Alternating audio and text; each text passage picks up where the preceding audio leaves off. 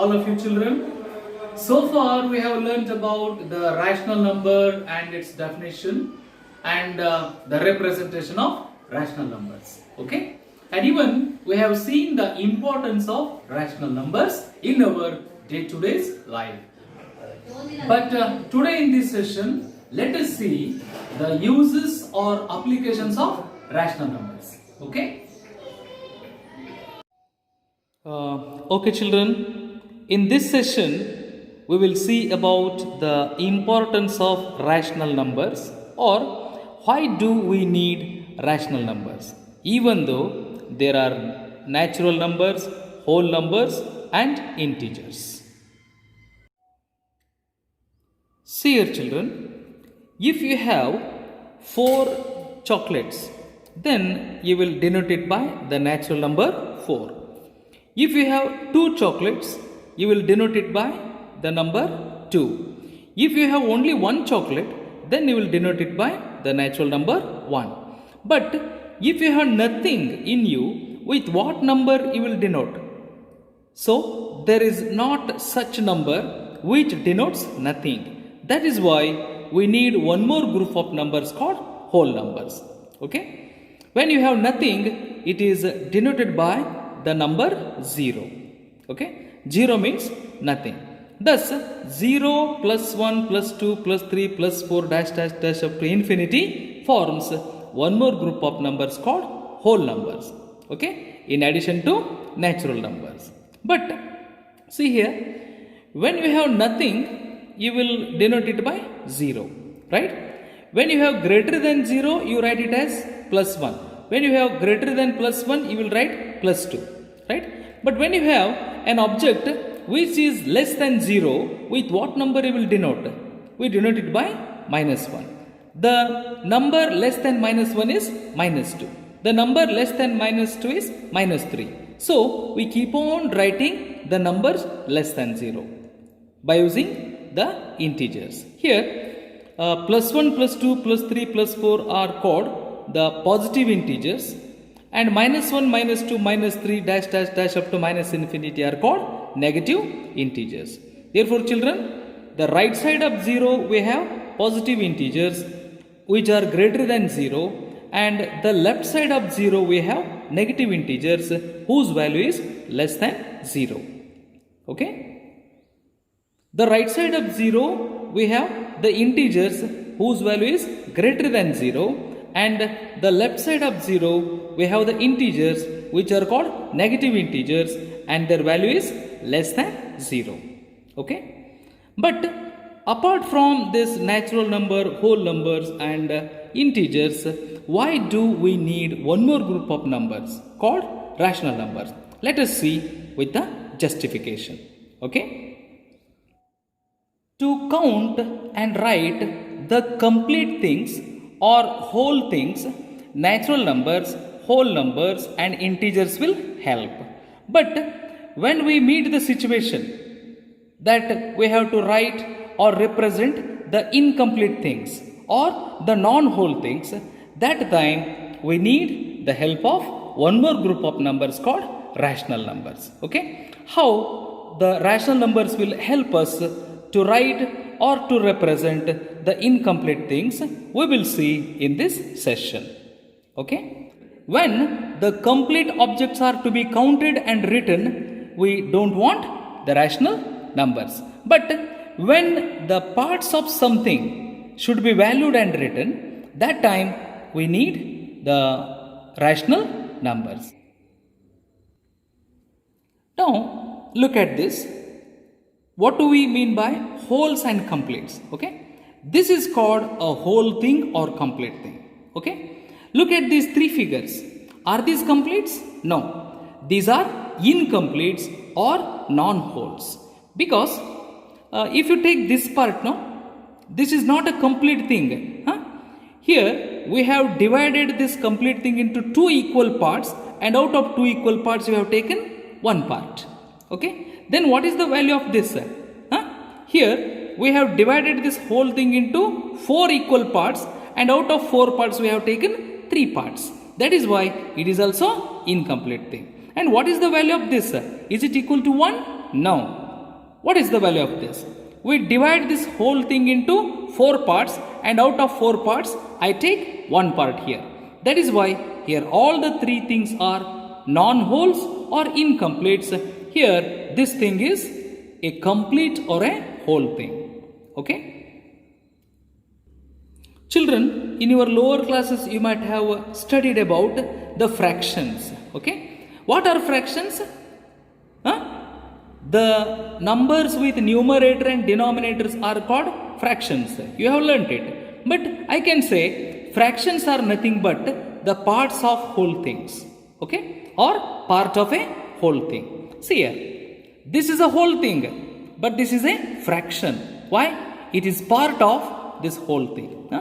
What is this? This is a fraction. Why? It is not the whole thing or complete thing. This is the part of this whole thing. That's why this is a fraction. Even this is also a fraction because this is the part of this whole thing. So children, the part of whole things are called fractions also, and these are also called rational numbers. Okay? Now let us go for the justification of rational numbers and how the values of incomplete things are written. Okay? The values of incomplete or non-whole things are written with the help of numbers called rational numbers. But how do we value the incomplete things and write in the form of rational numbers? Let us see. See here children, this is one whole thing. Here I have divided this one whole thing into 2 equal parts, and out of 2 equal parts I have taken 1 part. Then what is its value? Its value is 1 by 2. Do you know why have I written 1 by 2? Because one whole thing is divided into 2 equal parts. Those 2 equal parts are written down. Okay? After that we write a bar called fractional bar. Right? Out of 2 equal parts, how many parts I have taken? 1 part. That is written above the fractional bar and it is read as 1 by 2. Therefore, the value of this is not 1, its value is 1 by 2, where it is in the form of P by Q, where P is an integer, Q is an integer, and Q is not equal to 0. Right? Now let us come to this whole thing. This whole thing is written by 1, but this one whole thing is divided into 4 equal parts. See here, 1, 2, 3, 4. Into 4 equal parts I have divided. Out of 4 equal parts, how many part I have taken? 1 part. Then is its value 1? No. Its value is greater than 0 but less than 1. So it is incomplete. But what is its value? Its value is written as 1 by 4. Do we know children why the value of this is 1 by 4? Because one whole thing or complete thing is divided into 4 equal parts. That is why I write 4 below the fractional bar. Okay? And out of 4 equal parts, how many parts I have taken? 1 part. That I write upside. And the value of this object or thing is 1 by 4. The meaning of this is one whole thing is divided into 4 equal parts. So I write 4 downside, and out of 4 I have taken only 1 part, and that is written upside, and it is read as 1 upon 4 or 1 by 4. Okay, this is the value of this object. Okay, now see, it is in the form of P by Q. P is 1 and Q is 4. P, Q are integers and Q is not equal to 0 here. Therefore, the value of this incomplete thing is 1 by 4, which is in the form of P by Q. That is in the form of a rational number. Right? So, with the help of the rational number, we can write the value of such incomplete things. Okay? Now, let us come to this example. This is one complete thing. This one complete thing is divided into 4 equal parts. Out of 4 parts, how many parts I have taken? All the 4 parts? No. I have taken 3 parts. Okay? One whole thing is divided into 4 equal parts, and out of 4 equal parts I have taken 3 parts. Then is it complete? No. Is it 0? No. It is greater than 0 but less than 1. Then what is the value of this incomplete object? The value of this incomplete object is 3 by 4. Do you know why? We have divided the whole thing into 4 parts, and out of 4 parts we have taken 3 parts. 1, 2, 3. So children, the value of this incomplete object is 3 by 4. And here 3 is also an integer, 4 is also an integer, and it is in the form of p by q, and where q is not equal to 0. That is why the values of the incomplete things like this one and this one are written with the help of one more type of numbers called rational numbers, which are in the form of p by q, where p and q are integers and q is not equal to 0. Therefore children, the value of this object is 1 by 2, then the value of this object is 1 by 4, and the value of this object is 3 by 4. Thus 1 by 2, 1 by 4 and 3 by 4 are all the rational numbers, which will help us to represent or to write or to express the incomplete objects. Is it clear? Hope you have understood this. Now let us look at this example, children. Here this plus this is equal to how much? Can you write 1 plus 1 plus 1 is equal to 3? No, because the value of this is not 1. The value of this object is 1 by 4, and the value of this object is also 1 by 4, and the value of this is also 1 by 4. Therefore 1 by 4 plus 1 by 4 plus 1 by 4 means 3 times of 1 by 4. See here children, 1 by 4 plus 1 by 4 is 2 by 4, then again plus 1 by 4 is 3 by 4. Therefore the value of this is how much?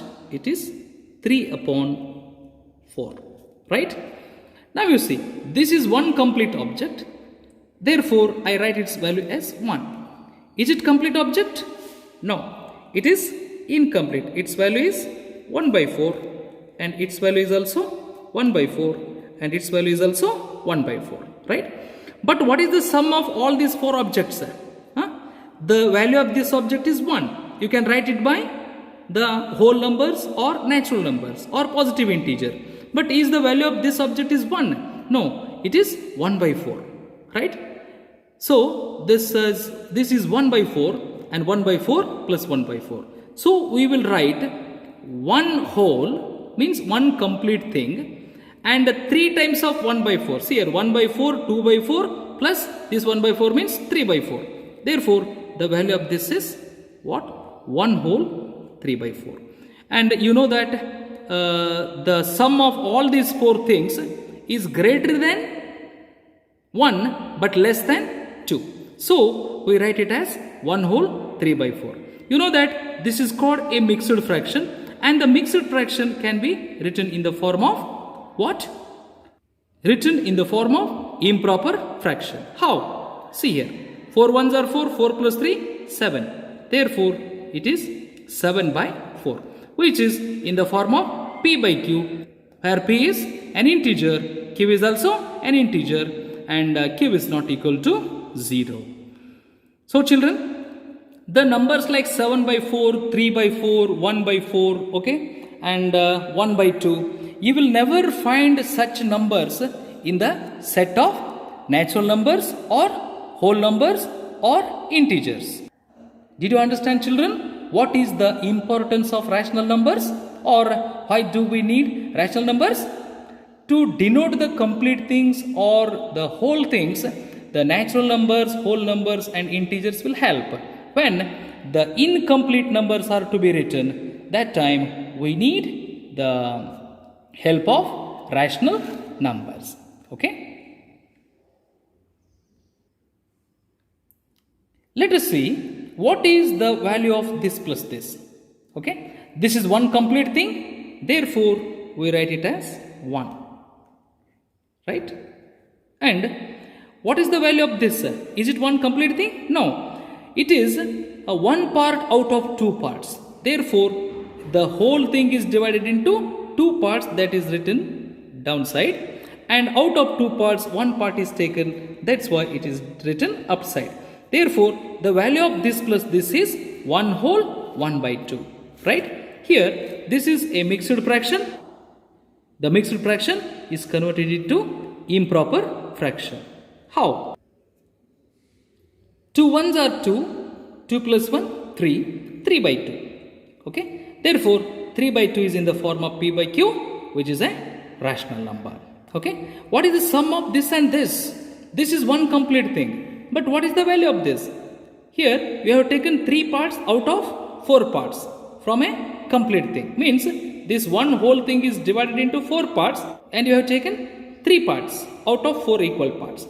That's why its value is 3 upon 4 and its value is 1. Therefore, its value is 1 whole 3 upon 4, which is a mixed fraction. Convert the mixed fraction into improper fraction. 4 ones are 4, 4 plus 3 is 7. Thus it is 7 by 4, which is in the form of a rational numbers. Therefore, children, such incomplete things are written with the help of rational numbers. Okay, hope you have understood the importance of rational numbers in our day-to-day life. You can take some more examples to represent the incomplete things and understand about the importance of rational numbers. Okay? Okay, children. Hope today you have learned the uses or applications of rational numbers in our day-to-day life. Tomorrow we will see the next concept related to the rational numbers. Till then, goodbye.